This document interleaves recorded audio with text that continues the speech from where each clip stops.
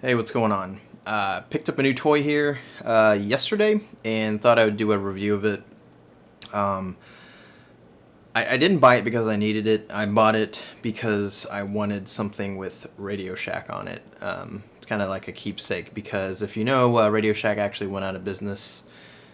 Well, they filed bankruptcy. I don't know what their business plan is. I heard Sprint might be buying them, Amazon might be buying them. But anyways, I went out and ran some errands. We checked 3 or 4 different locations because I was like, before they go out of business, I want to go and take advantage of some of these closing sales, which I heard are incredible. I even read somewhere that a guy was saying that it was 95% off on the day he went, and he just picked up a ton of loot for just pennies on the dollar. I mean, he probably had, $200-300 worth of stuff for like $18. So crazy. And I wanted to cash in on that, and I also wanted to pick up something to keep as a keepsake because RadioShack's probably not going to be around forever, especially with its recent bankruptcy filing. So we gave up, went to get dinner, and then we happened to just drive by another location, and as we drove by we noticed that the lights were on and there were cars parked outside. So went inside, lo and behold, they were still open, and the guy said that not all of them are closing that he's aware of. He thinks some of them are going to stay open, including that location. So went in and bought this guy. It was $43.99 US dollars before tax, I believe. So still well under $50 after tax, but really, really good value for the money as far as what all you get. But obviously, we're going to do the full review now. Not really a disclaimer, more of a heads up, I guess. I think Dave Jones kind of set the benchmark standard for multimeter reviews, and so to make my analysis, my data more comparable to his reviews, I think I'll probably cover all the same metrics that he does. There's some things that don't bug me as much as they bug him, like setting your multimeter on the workbench and turning the knob and having the whole thing spin because there's no rubber on the back. Stuff like that doesn't bother me as much because if it's on an ESD mat, it's not going to spin anyways. There are little things like that I don't care about, but I'm going to cover just to be thorough, just so if I review one that he didn't include in any of his shootouts, then you'll be able to compare it more evenly, I guess, with his review methodology. So I'll be taking apart. We'll be checking out the fuses, the accessibility, the how easy it is to get the batteries and fuses, the durability, if it can handle mains voltage on the ohm setting, the readability of the screen, how good the range selector feels, the quality of the probes, if there's PC connectivity, which this does have, how quickly auto ranges. We'll cover pretty much everything that Dave Jones did. If I might forget something, but I'll try to get it. I'll try to hit all the bases. So first, we'll start off with the box that it came in. Don't know if you care, but here it is. Now, this is the big thing that really makes this worth a lot. Holy crap! There's like a military helicopter flying over really low. I don't know if you can hear that in the audio or not, but anyways, it's true RMS, and typically to get a true RMS multimeter, you usually have to spend $60, $70 or more.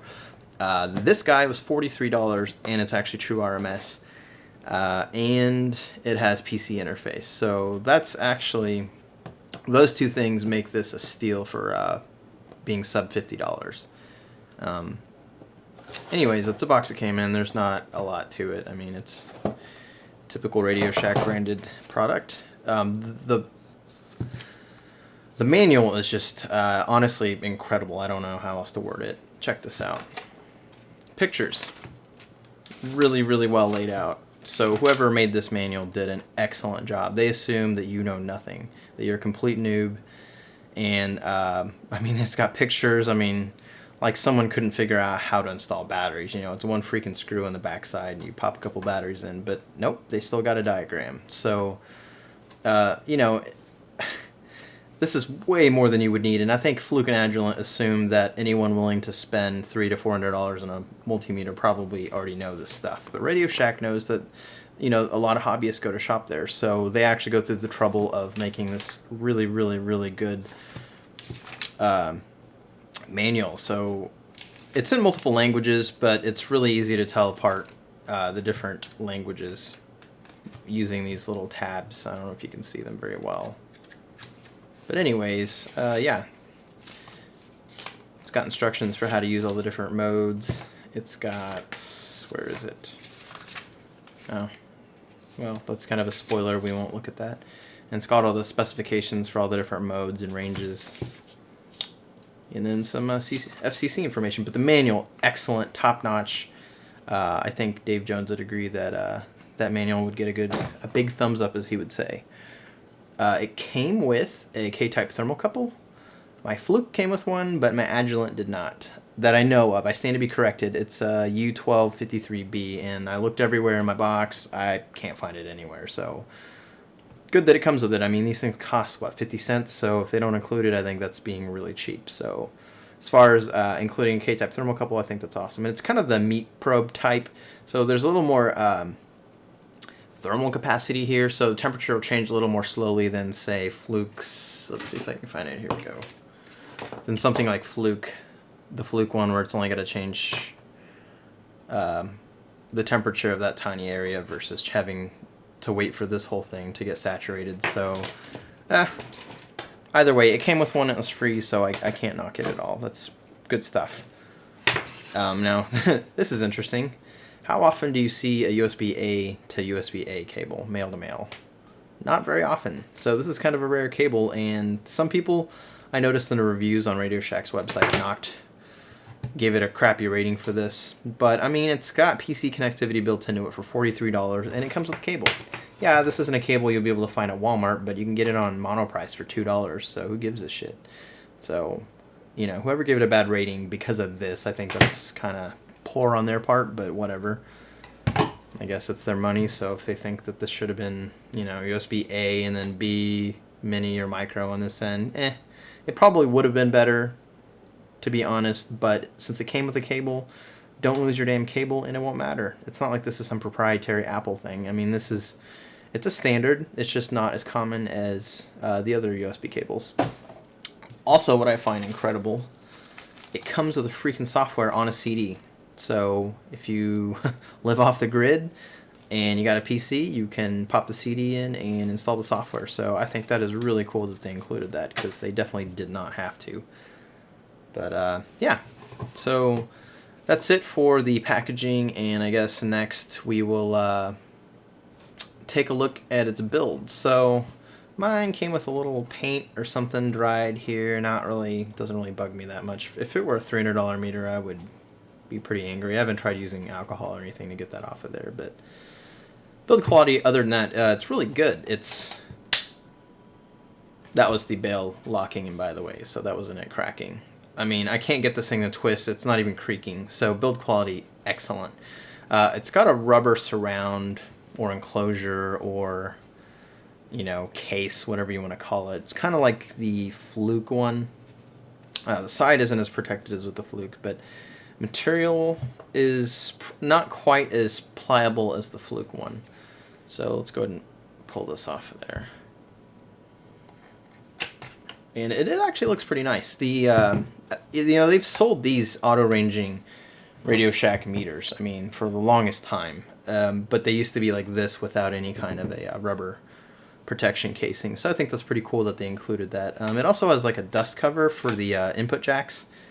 So it's kind of one of those love it or hate it things. I don't mind it. And then whenever you're covering the input jacks, it exposes the transistor tester thing. So, you know, and I never use this, and a lot of people probably don't, but I guess if you're a beginner hobbyist and you're doing a lot of work with the little signal transistors and you don't know if one's dead or not because your circuit's not working, or you need to test the gain, you know, I think that's could be handy to have, but most people probably just kind of shrug that off.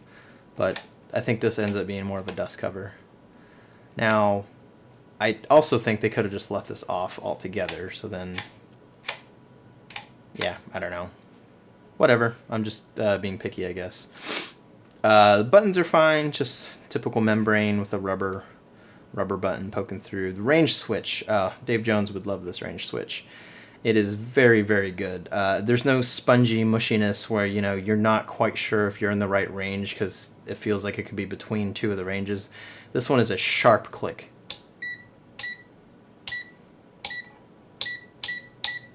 Look at that. Isn't that awesome? I mean, I can tell just from watching through the viewfinder on my camera. You can just tell how good this range switch is. So for a cheapo, I mean, this is really good. So range switch, I would think that Dave Jones would agree that that's a pretty good range switch. It's super clicky.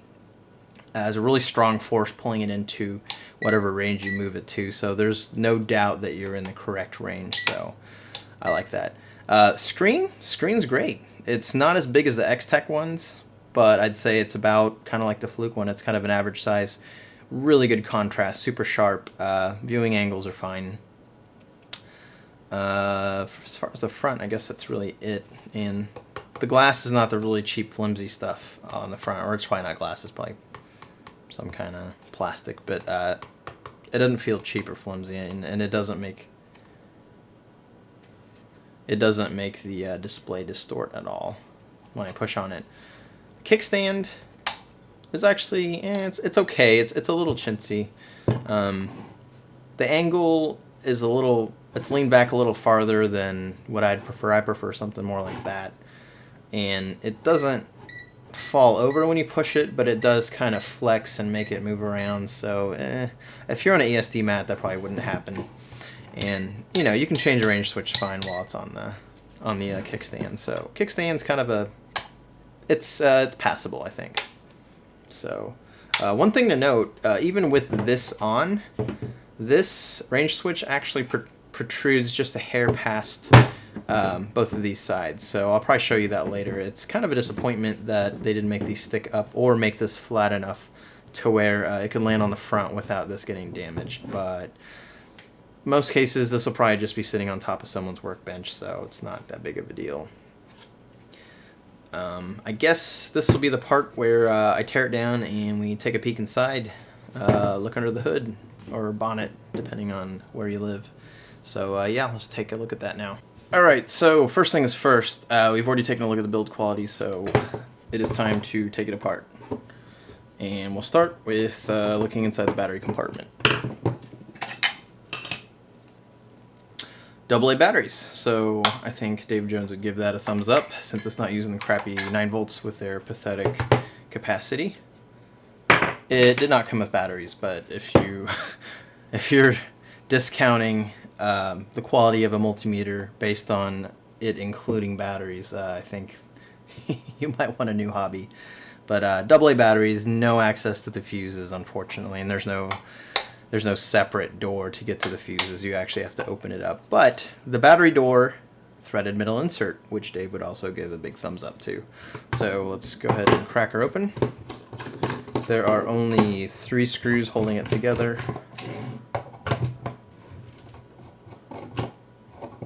It should pull apart. And isn't that interesting? This is pretty par for course. Little springs to contact pads on the main board to transmit the power from the batteries. But look at this.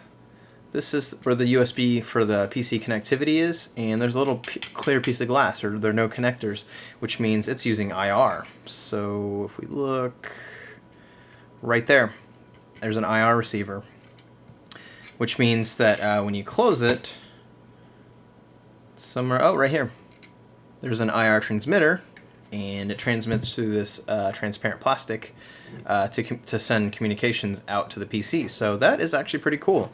Most multimeters actually do this, but they do it on the outside, and the receiving end is actually on the end of the USB cable, making the cable more expensive. So I like this because that means if you lose the USB cable in this case, all you have to do is get a monoprice, buy a $1 or $2 USB male A to A cable, and you have a replacement. Where if you have one of the specialized Fluke or Agilent ones, or any of the ones that's got the IR transmit and receive module instead of using something standard like USB, if you lose that cable, it's a specialized cable with a serial converter built into it, and you know they're going to cost a lot more. And some companies like freaking Gaussian MetroHit, man, they want a lot of money for theirs. So I think that's actually a really good design. I like that a lot. Now, check this out. Ceramic fuse, ceramic fuse. Not only do they include the fuses, they include spares. And look, it even says on the silk screen, if I can get that to focus, spare fuse, and it even has the ratings for both. So it uses good high quality ceramic fuses, not the really giant ones, but hey, we can't really complain for $44. And they give you extras, and they even mark on the silk screen which is which. That's freaking, not that you couldn't tell from the size, but that's freaking awesome that they went through the trouble to do that for you. And more incredibly, if you look, metal threaded inserts for the screws. So you can take this whole thing apart without worrying about it fitting back together more sloppy like you would with any other ones that use the self-tapping ones where the plastic gets all stretched out, and after you put it back together it just never feels right again. But this will, because it uses threaded inserts, so you can take it apart, get to the fuses. So the fact that it has threaded metal inserts, I think, makes up for the fact that you have to take it apart to get to the fuses. So that's actually pretty freaking awesome. Another awesome touch that they did not have to do, but they did just to be nice. Look at these things.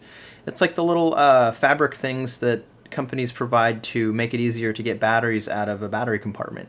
They got them on the fuses, and there's one over here. And so as soon as you pop it off, you can put your new fuse through it and pop it back on there, so whenever you go to pull it out again, you got that going for you. So that's a neat touch. I really like that. I've never seen that on a fuse on anything before. I've only seen it used for battery removal. The input jacks are just a standard split type, which, you know, that's actually pretty standard. So I know Dave hates them, but they're not bad. I mean, they get the job done. So despite being split, though, you know, they're inside of an actual plastic sleeve, so it's not like they're going to get stretched out or anything. And I think it makes input jack sensing a lot easier. As far as input protection, I see a couple PTCs, but I don't see any high voltage cutouts or MOVs. So, I mean, that's, for considering it's cat ratings, that's really plenty. But if you're going to do any really dangerous high voltage stuff, you should probably move up to a more expensive model. But for this thing's purposes, I think it's fine, and especially because it includes ceramic fuses. That's really awesome. Usually you don't get that in something of this price range. Everything's a nice, neat surface mount layout.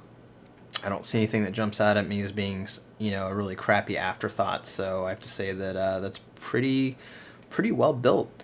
I don't know if I'm going to pull the board out, because I really doubt that the remaining screws are I'm guessing they are self-tappers. So yeah, I'm positive those are self-tapping. So I don't want to remove it, because I would like to keep this around. Yeah, all you're going to have is just an LCD, a zebra strip, or it could be ribbon cable, but I would guess it's a zebra strip.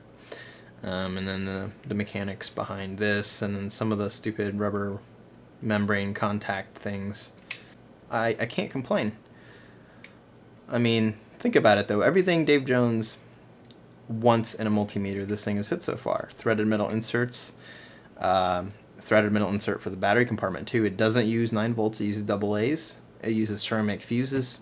It even comes with extra fuses and marks on the silk screen which is which and what their ratings are. It even comes with nice little removers. Nice, neat layout. The jacks, I think, you know, he'd prefer a sturdier input jack, but for a $44 meter, I don't think he would be knocking this. So, I mean, you know, if you want better quality, you gotta spend more money. It's got a nice little buzzer right here.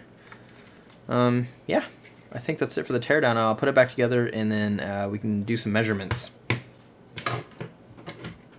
Oh, and as far as, like, you know, blast shielding, let's see, on this side, you can see this little channel, and then this has a lip that goes into that channel. Oh, could help if I had this the right way around, right? So, I like that. Good blast protection. Not as deep as some of the other ones, but I think it's probably sufficient. So, okay, now I'm going to assemble it, and then we'll do some measurements with it to make sure it's accurate.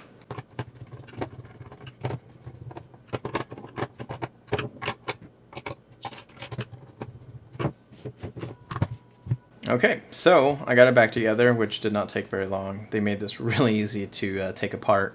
Now I'm going to show you, I don't know if you can see, the range switch protrudes past the rubber surround. So look. That is really, really annoying. But like I said, it's built to a price, so we can't really knock it for that. So yeah, I think it's time to do some measurements. Okay, so I realized that I forgot to mention the probes. I didn't actually show them at all. So these are the probes that it comes with. And so the quality of the actual wire, it's not quite as soft as the Agilent and the Fluke silicone ones. This is pretty soft though. This is a lot softer than a cheapo one. So I don't think it's silicone though. I think it's kind of an in-between a cheap meter and like the Fluke's nice silicone cable. So they're not bad, honestly. And you know, the crazy thing about this, maybe the black one will be easier to see. It's got ratings on the cables. I know it's another thing Dave Jones likes. 1,000 volts. It's really hard to read. Yeah, so that's pretty awesome. Now, as far as the tips, they're actually pretty sharp. I'd say they are more sharp than my Fluke and a little less sharp than my Agilent. So they're very good. Very, very good. I like them. Decent finger guards. They look a little cheap, but I think they get the job done. It says RadioShack in the yellow right there. So, yeah, I can't complain. They're not bad. For the sake of measuring voltage, I'm going to put these alligator leads on. These are actually from my Fluke. They just happen to fit fine. So when you see these later in this video while we're doing measurements, these did not come with it. But I'm putting them on here to make my life easier. So yeah, anyways. Now let's do some measurements. Okay, so it's time to measure some voltage. I have them both hooked up, I don't know if I can get it in view, to my power supply using alligator leads, banana to alligator. And the power supply I'm using is a Rigol DP832A. It's the quieter of my two power supplies, so it's better for when I'm recording video like this. Let's see, let's start with the voltage of 5 volts and see how they do. And we can also check to see if they overshoot. So here we go, 3, 2, 1. Yeah, they're both dead on. I can't complain. Let's try it again.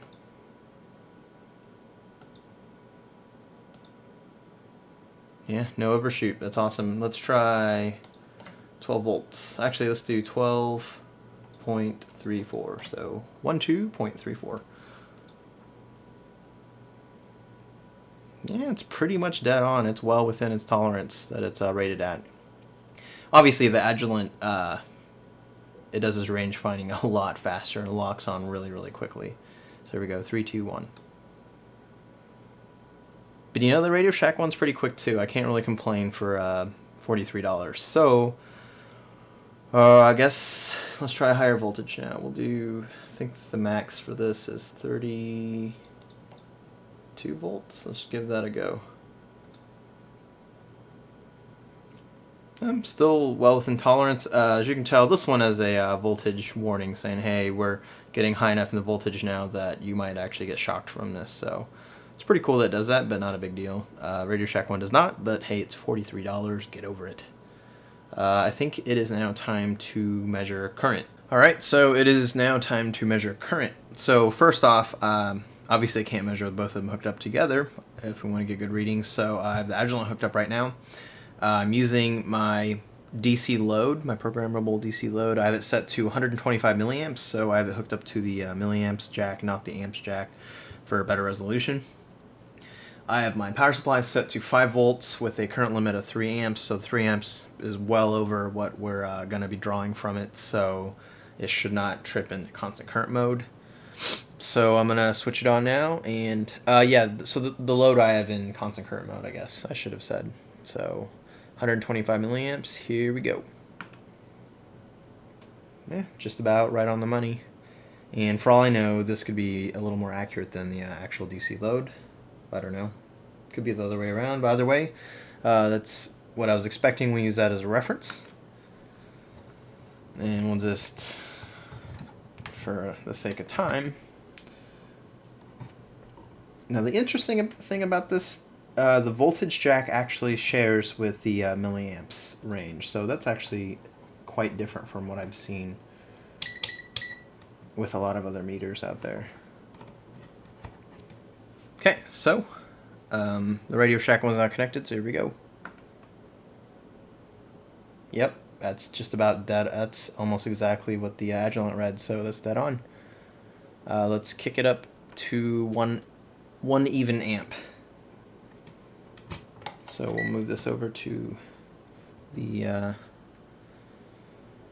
fused 10 amp jack. I'll set my load to 1 amp, and here we go.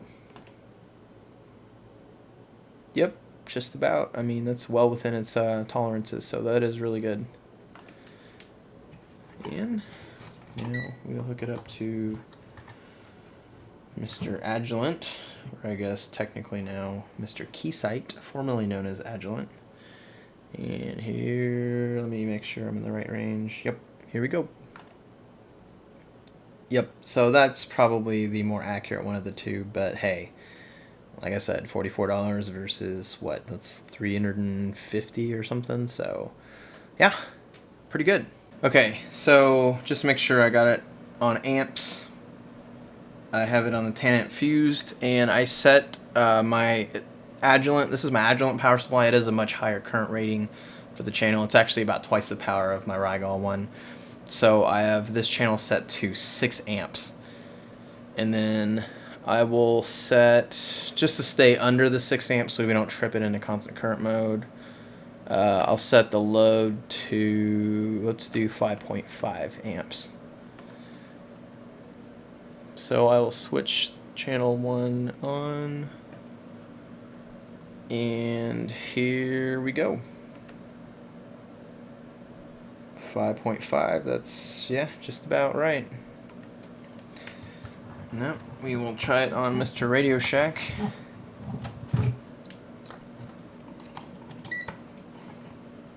And it is on the right range, so here we go.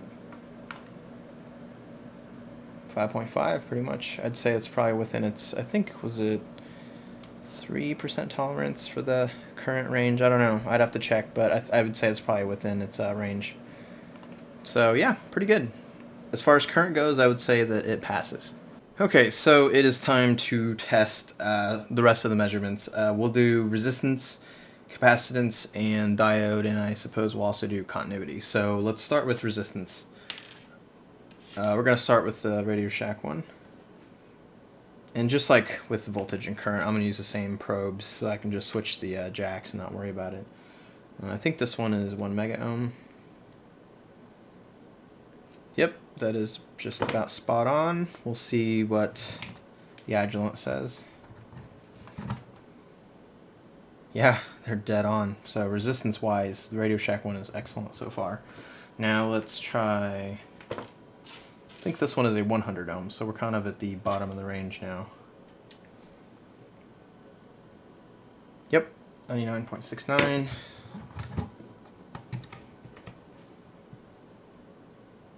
99.7. Definitely takes a lot longer for this one to auto range and lock on. But that's the only problem if you're really, really impatient and you do a lot of measurements. So yeah, resistance, I would say, passes. And one thing I will note also, it's not important to everyone, but it's kind of neat. This actually has input jack alert.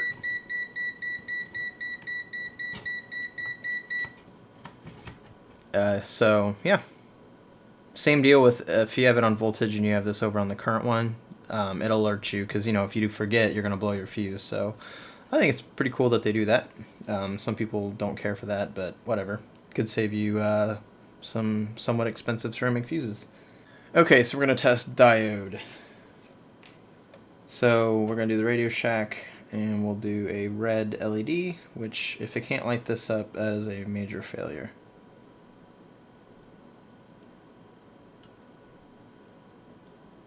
So not only does it light it up, it also tells you the voltage, so that's good. A lot of meters don't do that. A lot of meters won't even light it up, so let's pass. Now here's one with a higher forward voltage, so we'll see if it's capable of lighting this one up.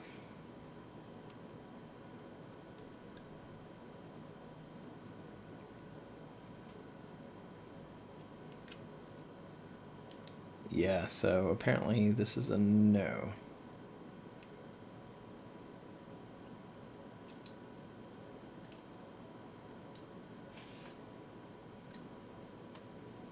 Well, you know, what's interesting is with this one, I was able to get it to light up just a tiny bit earlier, but now it's not lighting up at all, so that's kind of a failure, unless I have the polarity backwards, which could be the case. No. So, yep, that is a fail. But I did have some bright white ones that had a slightly lower forward voltage and they were lower current. They weren't the super, super bright ones, and it did light it up a little bit, enough to where you could tell that it works. So if you're testing just to see if it works, it's alright. Now I'll show you. Well, actually, I don't even know if I've tested it on the Agilent before, so I guess we'll just do it for fun. Yeah, look at that. Not only does it light it up, it lights it up very brightly and reads voltage, so yep, apparently RadioShack one is not capable of that. So now we'll put this aside and then we'll test capacitance, and instead of testing against my multimeter, I'll test it against my LCR. Okay, so now it's time to test capacitance, and to do that I got out the LCR because they are, well, that's what they're best at. The range on this guy for capacitance, the high end is 60 microfarad, which is pretty piss poor for a hobbyist multimeter. So if you don't have an LCR or another multimeter that has a decent range, that might actually be a reason not to get this. It's really the only major thing I've found that I don't like about this meter is the capacitance only goes up to 60 microfarad. To me, I think if you don't have any other way of measuring capacitance, this is the only thing you have to measure it with, it should go up to 1,000 microfarad at least. So the fact that it doesn't go past that's a little disappointing. But obviously, this is the kind of thing you look up before you buy it. You don't buy it blindly and then go, oh crap, it'll only go to 60 microfarad, and then go, leave a bad review. That would be your dumbass fault for not doing the homework. So definitely read the ranges on these things before you buy them. Do your homework. So right now it's on intelligent mode. That kind of detects what kind of device you have plugged into it, but I'm going to force it to go to capacitance just so it doesn't take so freaking long. And we will hook this electrolytic cap up.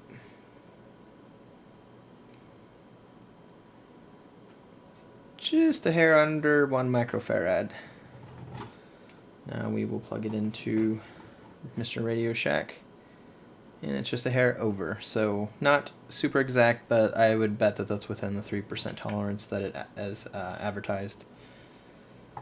Plug it back into the Agilent, and then we'll try a different one. We'll try this one.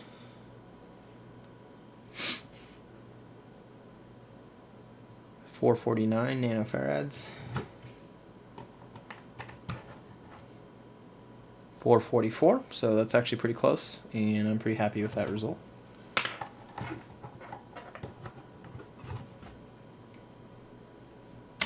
And we'll try this itty bitty guy. This should be getting really close to the low end of the range for the RadioShack one, and nowhere near the low end range for this guy, but that's beside the point. So 9.7 nanofarad.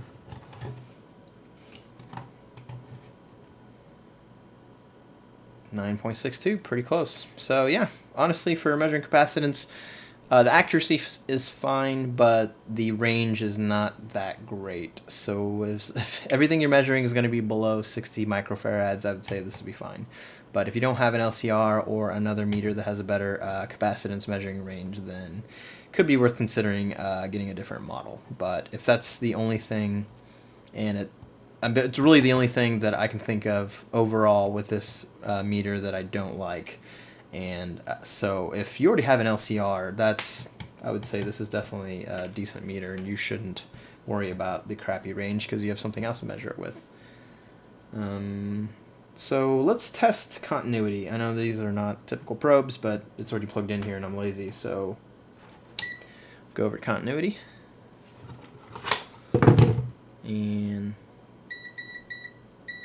I'd say that's pretty good. I'd say above average.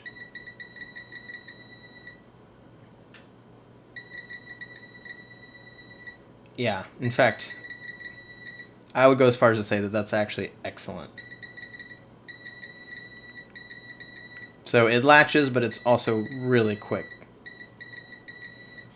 So yeah, as far as continuity goes, I think Dave Jones would give that a thumbs up because, as you can see, no matter how quickly I do it,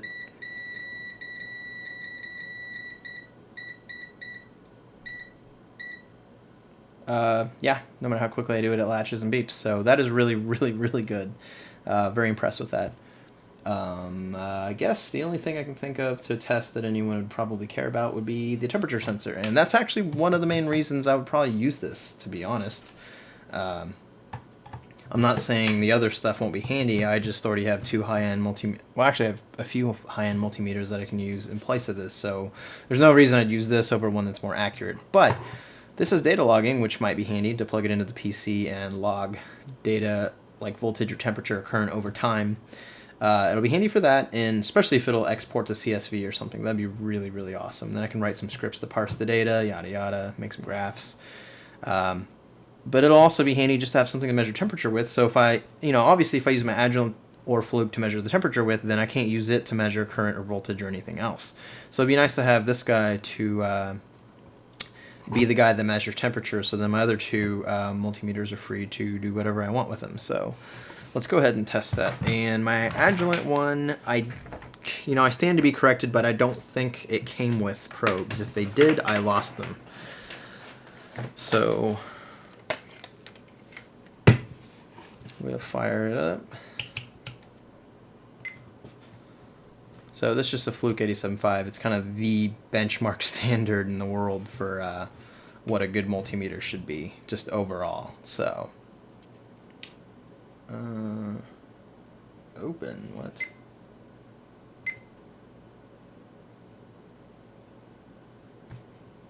That's interesting. The other day when I was messing around with this, it actually acted like it had an internal...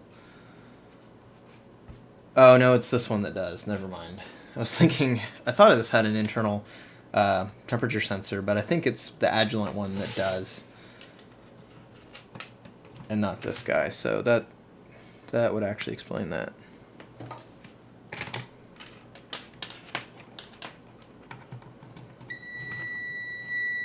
Oh. Could help. Could help to get it in the right range before I plug it in. That is actually how you cook a fuse. Okay, so I have both temperature sensors plugged in. They're K-type thermocouples, which is pretty standard. And they're reading about the same. Now this one gives you an extra digit after the decimal point. This one is only integers, so can't really complain. They both do multiple range. So there it is in Yankee units. But yeah, so if this is using like a ceiling function to round up, then I would say that these are pretty dead on. So let's just, obviously this has more thermal capacity than this tiny little tip, so this one will heat up more quickly, but this should catch up once they reach my body temperature, so, or at least my external body temperature. So yeah, this one rocketed up really quickly, but that's because there's very little thermal capacity in the tip of this versus me having to heat this entire probe up.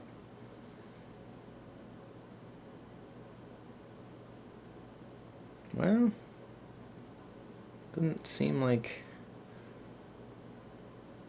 Oh yeah, there you go, it's catching up now.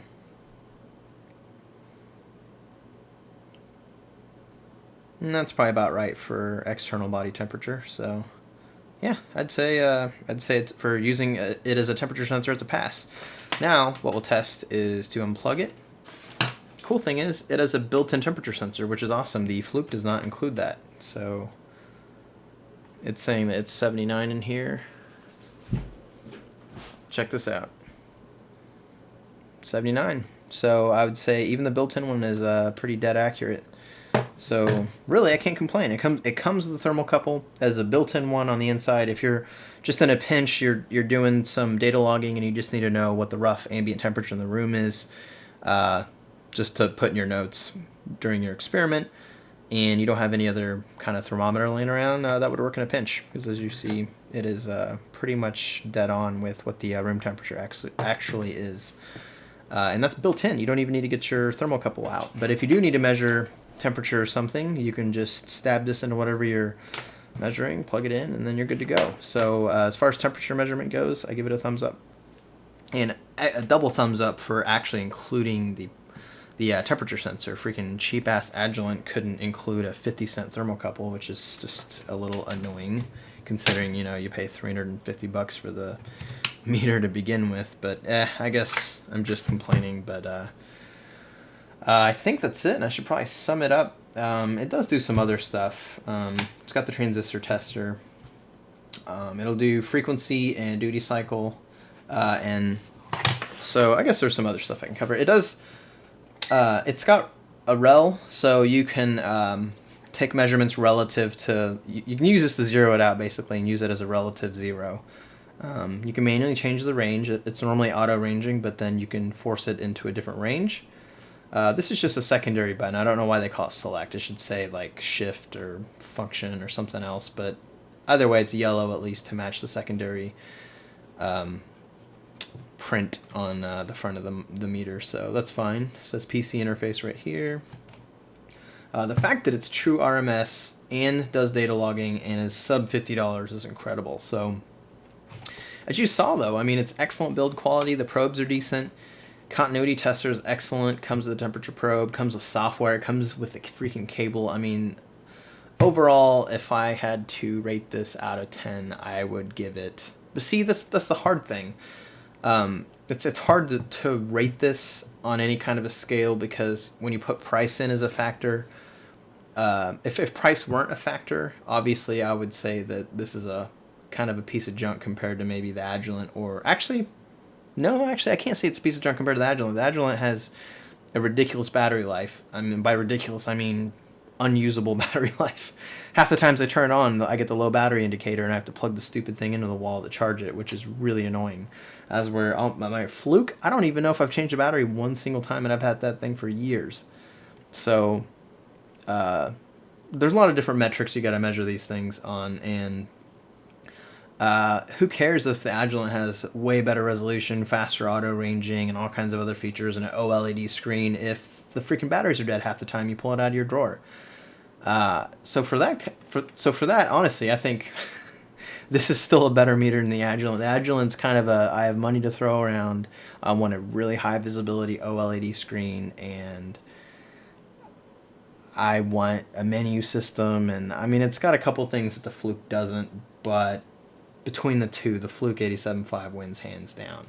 So yeah, I would take the Fluke over this any day if they were the same price. But for $44 before tax, man, I can't think of any meter that has this functionality that I would recommend over this one, because most of the ones don't. If you spend $44, if that's your budget and you go buy a meter, I guarantee you almost every single one is not going to be true RMS. They're going to do averaging.